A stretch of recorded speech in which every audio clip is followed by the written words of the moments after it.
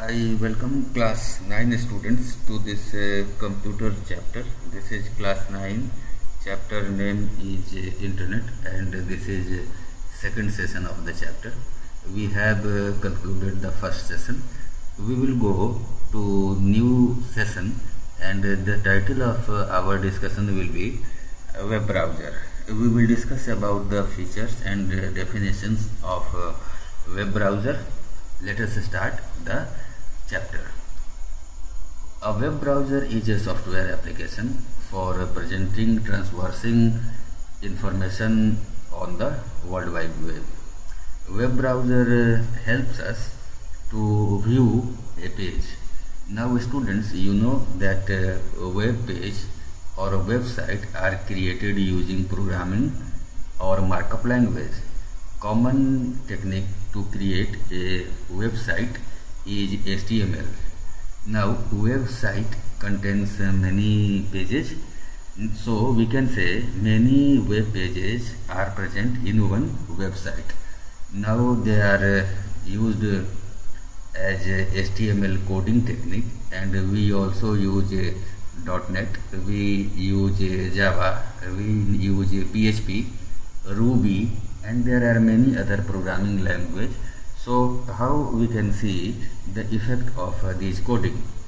Without the web browser, you will not be able to see the effect, you will not be able to surf the internet. Now web browser interprets HTML code and present the final web page. If you are not using web browser, you will see the gibberish code and you will not get the feel of what the website is all about. So we need a web browser.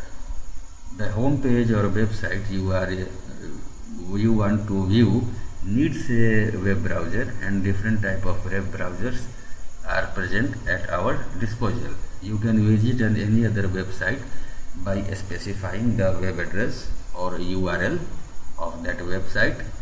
Type the website address in the web browser box and you will directly go to the website. Most common Microsoft based web browsers are Mozilla Firefox, Google Chrome, Internet Explorer, Safari, Opera, and many other. Now students, there are some legacy browser also available which are not used today. Once upon a time, Netscape Navigator was a very popular web browser, but this is not used anymore. Similarly, Flock is also not used anymore.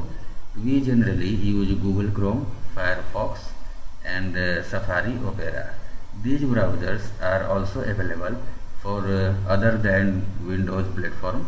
They work very good on Mac or Linux or any other operating system.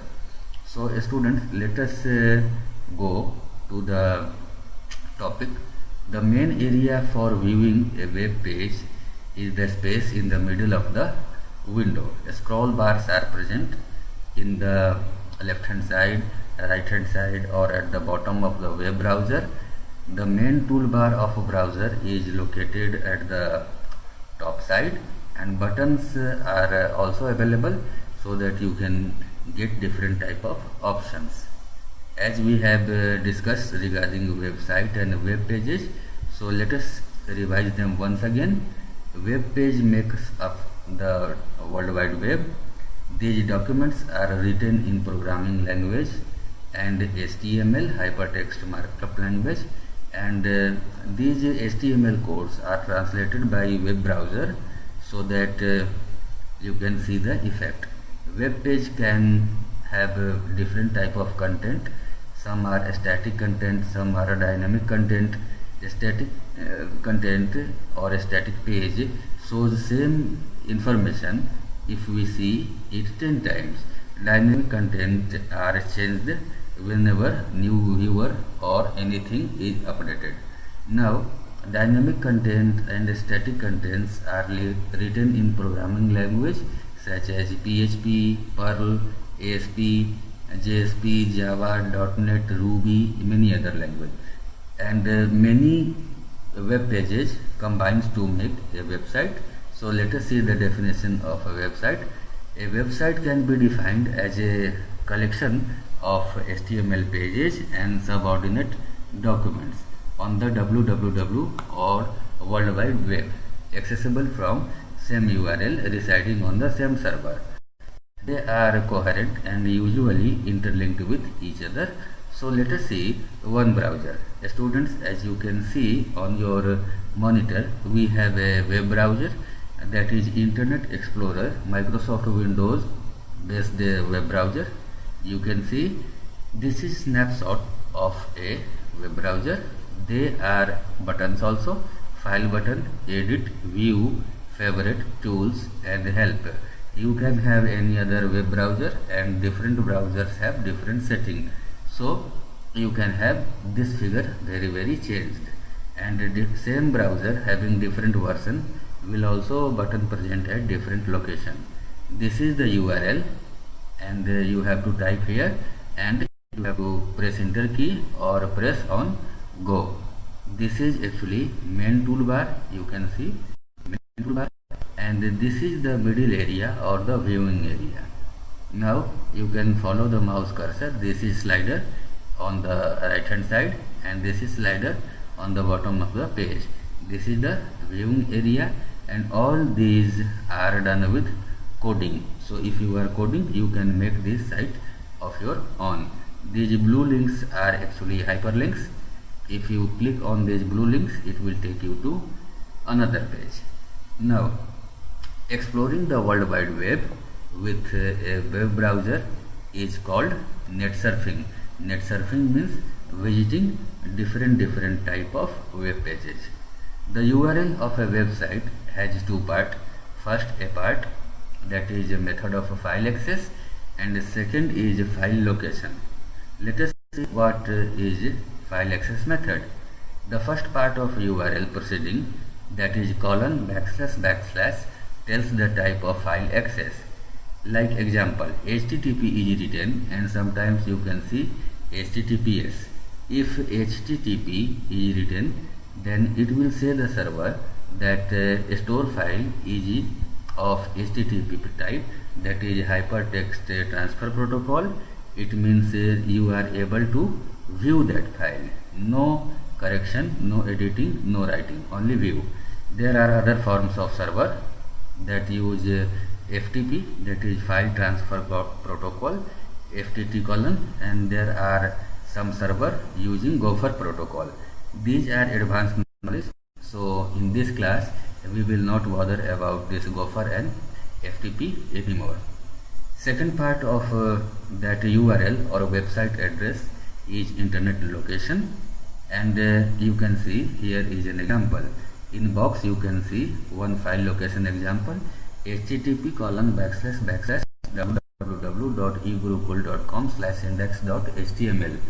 In that particular example, the file being accessed is named index.html.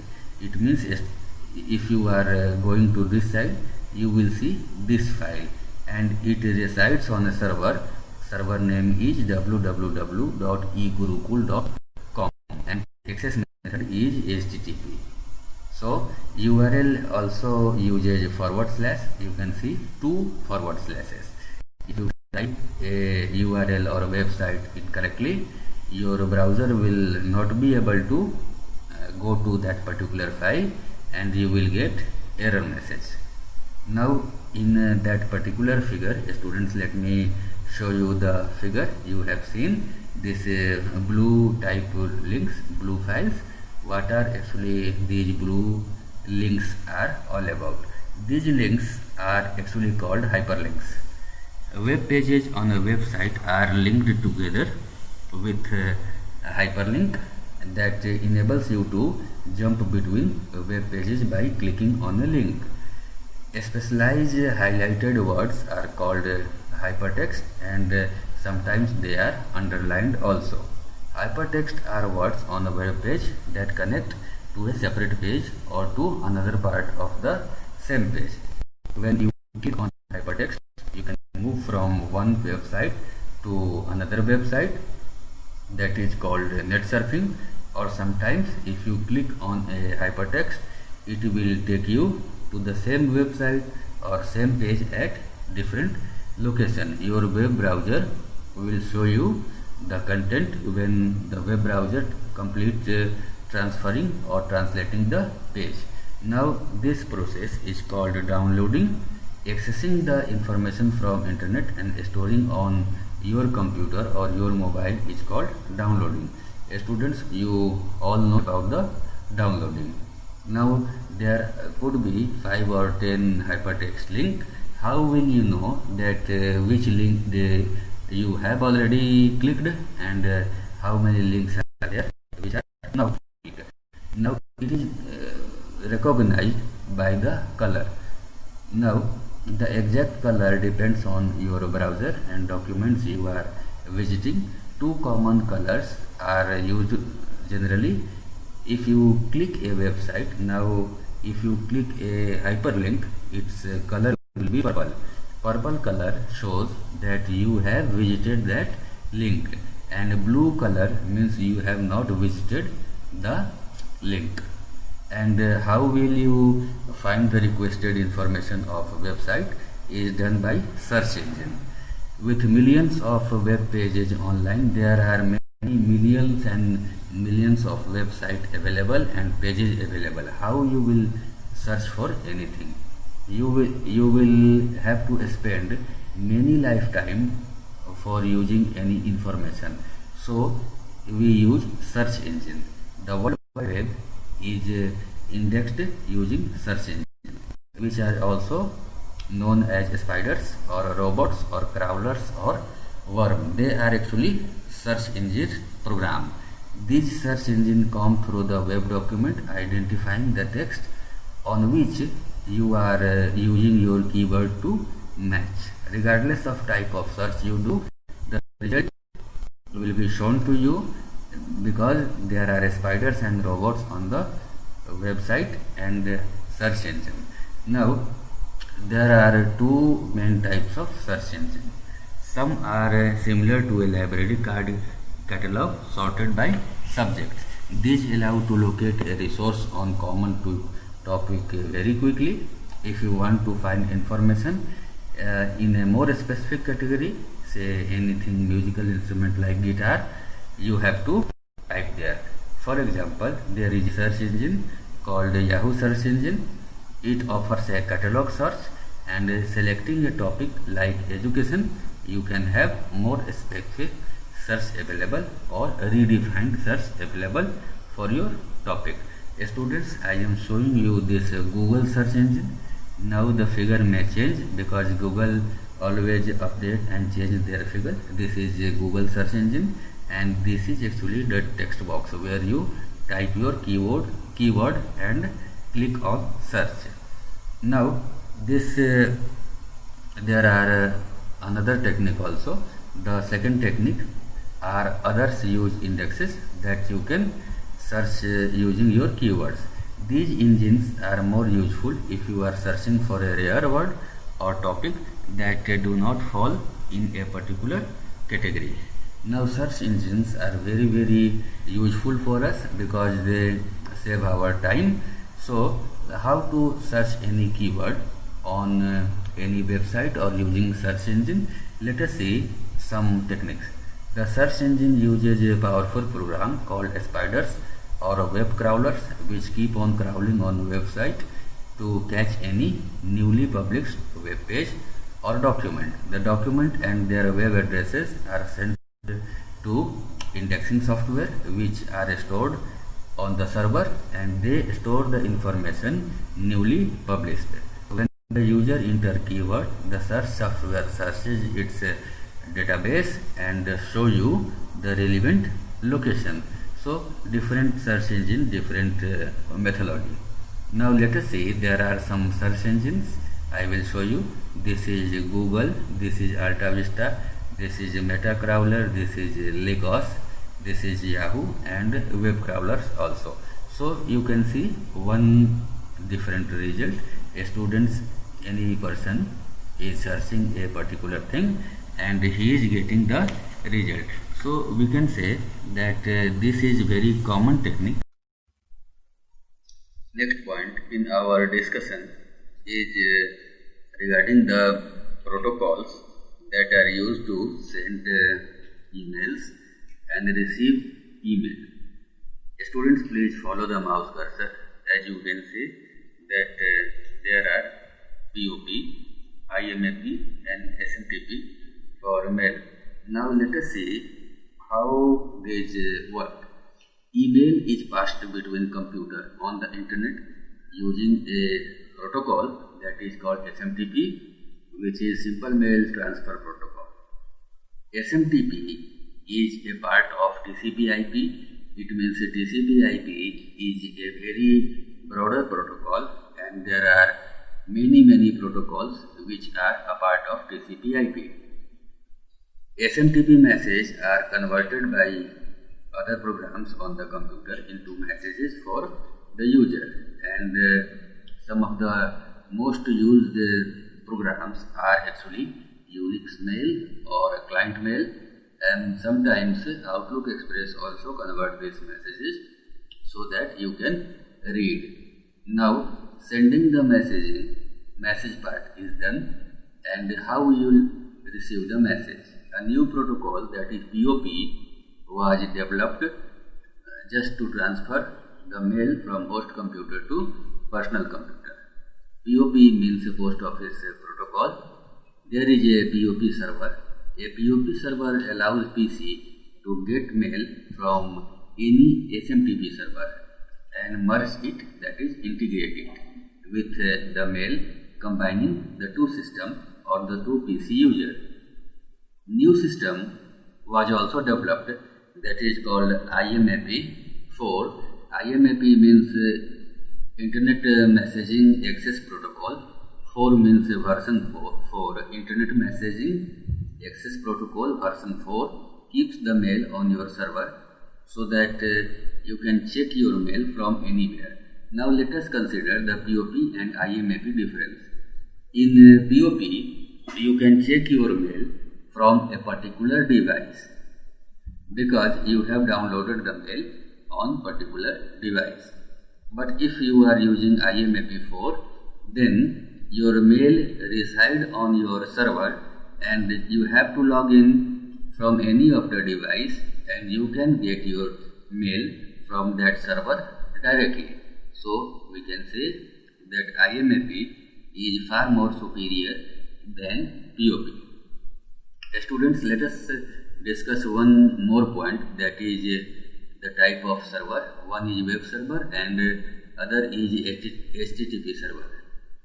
HTTP, that is Hypertext Transfer Protocol, is rules or set of rules or protocols that enable hypertext data to be transferred from one computer to another computer. If this is not possible, then you will not be able to see any website, because HTTP helps you to access any website. Now websites are coded with HTML and other markup language, and HTTP help you to visit that website because this is access protocol. A web page is created by a specialized language, and they are requested by user on their computer.